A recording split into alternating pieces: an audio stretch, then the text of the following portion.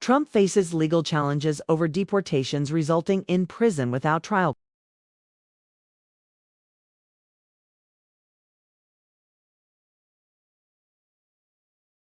The administration of President Donald Trump is facing growing legal resistance regarding the deportations of foreign nationals to prisons abroad, particularly to the Terrorism Confinement Center in El Salvador.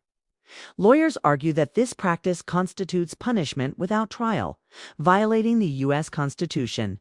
The controversy came into focus with the case of Kilmar Abrego Garcia, deported to CECOT despite a pending asylum request and a court order preventing his removal. Judge Paula Xinis described the deportation as illegal and shocking, highlighting the inhumane conditions of the prison and the lack of criminal evidence against Garcia.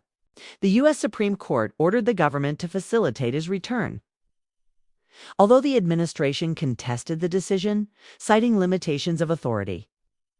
In addition to Garcia, other similar cases are being examined by federal courts. In one of these cases, a judge appointed by Trump ordered the return of another migrant deported to El Salvador, emphasizing the violation of legal agreements that protect certain groups from deportation. The Trump administration defends the use of the 1798 Alien Enemies Act as a legal basis for these swift deportations, citing national security threats.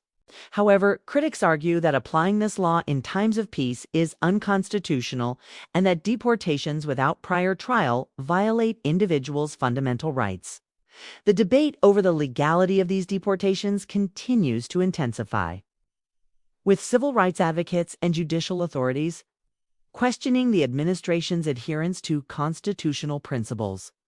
Meanwhile, the government of El Salvador, led by President Nayib Bukele, has cooperated with the U.S. in accepting deported individuals, although it has refused to accept wrongly deported American citizens.